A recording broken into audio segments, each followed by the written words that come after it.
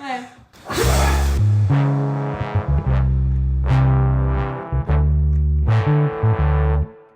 T'as quel âge, papa? 100 ans. Bonjour, je suis un acteur débutant qui vient et se pavane sur la scène. Il fait son numéro pendant 1 heure et après il va disparaître et vous le verrez plus jamais. Bah c'est triste. Oh, oui, c'est Hein? pas beau. C'est Non. triste. Oh. C'est triste? Ah ouais. Ah ben, c'est du Shakespeare.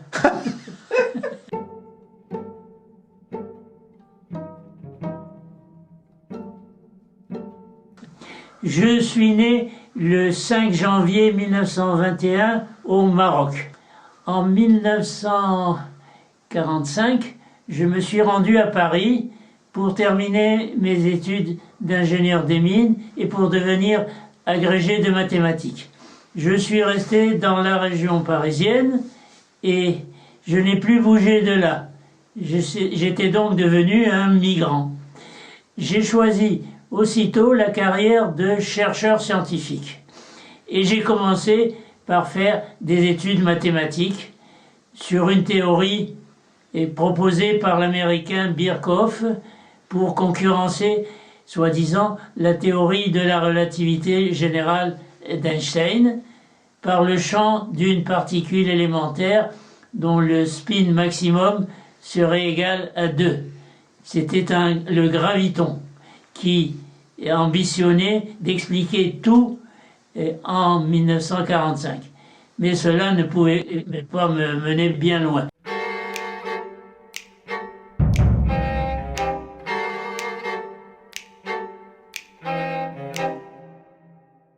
Je me suis donc rapidement engagé dans la recherche aéronautique. Je suis devenu, dès l'origine, un proche collaborateur et puis le conseiller scientifique du polytechnicien Jean Bertin, qui a réalisé de nombreuses inventions, dont la plus connue est l'aérotrain. J'ai travaillé à sa promotion dans la Société de l'aérotrain. C'est un train qui, au lieu de rouler sur des rails, est suspendu par effet de sol à quelques centimètres de hauteur. Cela aurait permis d'y utiliser tous les acquis de l'industrie aéronautique. Mais l'idée était trop d'avant-garde pour l'époque, 1965 à 1975, et n'a été reprise que récemment.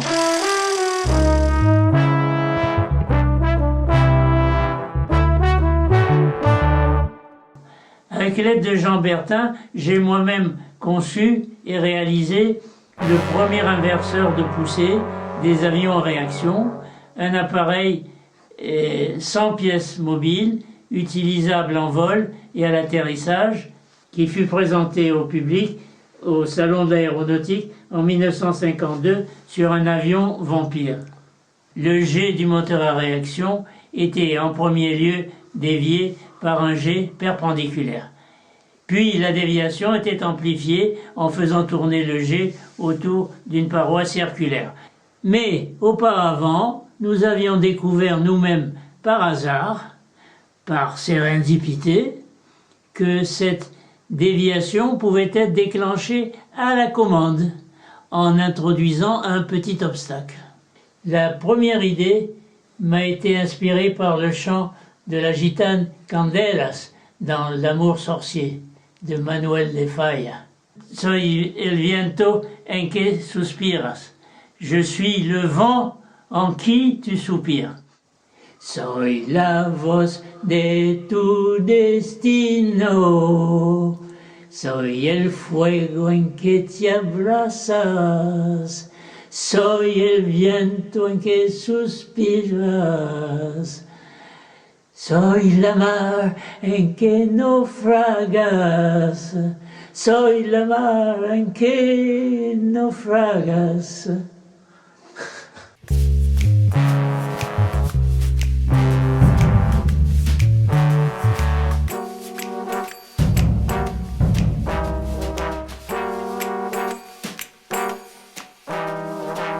La déviation suivante, autour d'une paroi circulaire, utilisait un phénomène signalé dès l'aube de l'aérodynamique par l'anglais Thomas Young, dans le tout premier article inaugurant en janvier 1800 la publication des Proceedings of the Society of London, qui est l'équivalent des comptes rendus de l'Académie des sciences. Le franco-roumain Henri Coanda l'a redécouvert en 1910 en tentant de l'appliquer à l'avion en réaction, dont il est un des précurseurs. Ce phénomène est connu du public sous le nom d'effet Coanda.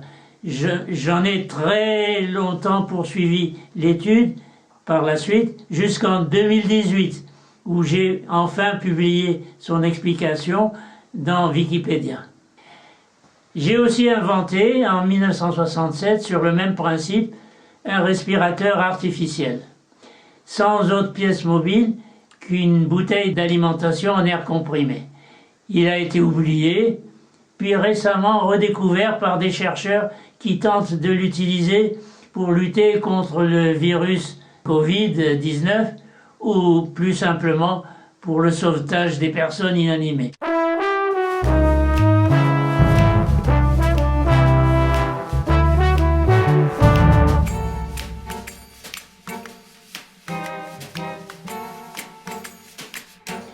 Enfin, j'ai participé au développement et à l'homologation d'un People Mover imaginé par François Giraud, le système de transport en commun VEC, exploité d'abord sur la dalle de la Défense à Paris-Ouest, puis dans le parking de la FNAC, rue de Rennes à Paris.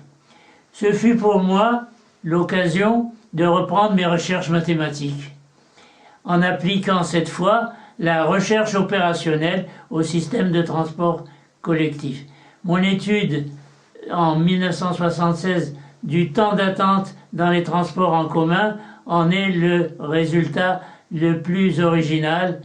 Elle m'a été directement inspirée par son analogie avec le système ARPANET de Leonard Kleinrock, qui est l'ancêtre d'Internet.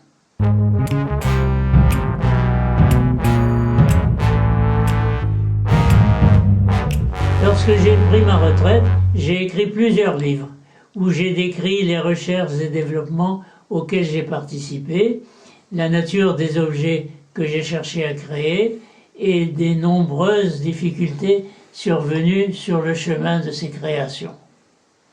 Pour l'essentiel, mes recherches ont tendu à participer à la création d'objets qu'on peut qualifier d'artificiels. On désigne ainsi les objets qui sont conçus et réalisés par des êtres humains en vue d'atteindre un objectif susceptible de répondre à un besoin vital ou à un désir formulé par un être humain. Vivre mieux, se protéger des variations du climat, s'alimenter de nourriture artificiellement préparée, soigner leurs maladies, respirer un air conditionné artificiellement dans leur logement. Cela par opposition aux objets qu'on peut qualifier de naturels. Ce seraient d'abord ceux qui ont pu être créés par la nature, sans autre intention particulière. Une montagne, un cours d'eau, une grotte, en obéissant aux lois de la physique qui ont satisfait localement à un principe de moindre action. Mais la création de chacun de ces objets aurait une probabilité infime en vertu du deuxième principe de la thermodynamique et de la loi des grands nombres d'événements de même probabilité. D'autres objets naturels sont aussi ceux qui ont pu être créés par des êtres vivants autres que les êtres humains. Ils ont eu besoin, pour commencer, de réussir à se produire dans l'environnement existant, puis de survivre en défendant un territoire, et de se reproduire pour persévérer dans leur être vivant. Or, c'est un but dont même les plus simples, comme les bactéries, ont été capables. Pour se produire, ils ont créé leur corps, une cellule sans noyau. Pour survivre aux attaques, elles se sont assemblées en groupe, et cet assemblage a créé un équivalent du principe de moindre action.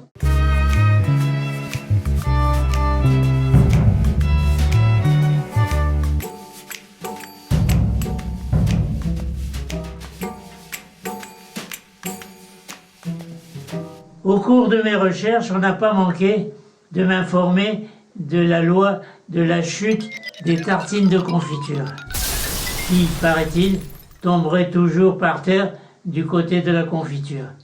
Selon une légende, cette loi supposée aurait été découverte au lendemain de la guerre par un certain Murphy. Si une chose désagréable peut survenir, elle se produira.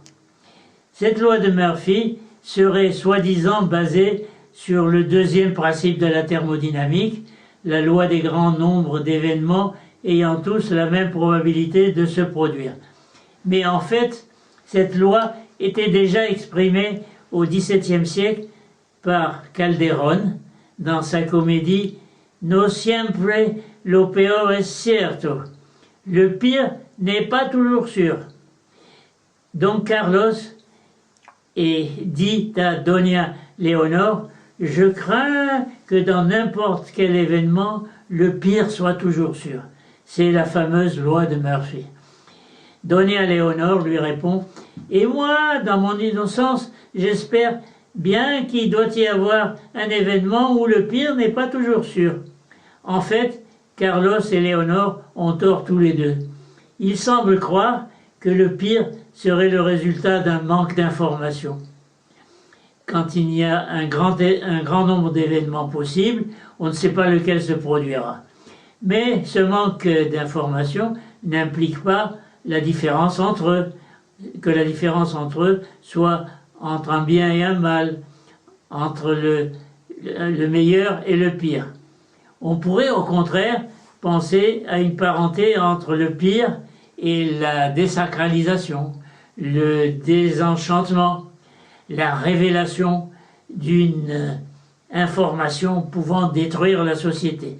Il en existe un certain nombre. Autrement dit, c'est l'ouverture de la boîte de Pandore qui contient tous ces malheurs. Le pire n'est pas toujours sûr, mais il est toujours possible, a-t-on fini par craindre. Le pire n'est pas toujours sûr tant qu'au fond de la boîte il y a l'espoir. Mais ce n'est pas grand-chose aux yeux de Spinoza, qui dit « l'espoir, rien d'autre qu'une joie intermittente, née de l'image d'une chose future ou passée, dont l'issue nous paraît douteuse. » Les années passant, il m'a semblé utile de mettre ce que je crois que j'ai fait, qui mérite d'être lu, ou au moins parcouru, dans un blog dont le logiciel se charge de le mettre sous une forme plus facile à lire. J'y ai rajouté une catégorie que j'ai nommée « Histoire », qui sont mes mémoires. J'y raconte en 10 articles ma vie jusqu'en 1949, à l'âge de 28 ans. En effet, c'est l'âge où je me suis définitivement installé dans la région parisienne, d'où je n'ai plus bougé jusqu'à aujourd'hui. Fier, à ce titre au moins, d'avoir enfin rejoint mon domicile en Occident, dans l'Europe aux anciens parapets, célébrés par Arthur Rimbaud. Si vous avez aimé, mettez-moi un pouce et visitez mon blog. Et bonne année et bonne santé à tous.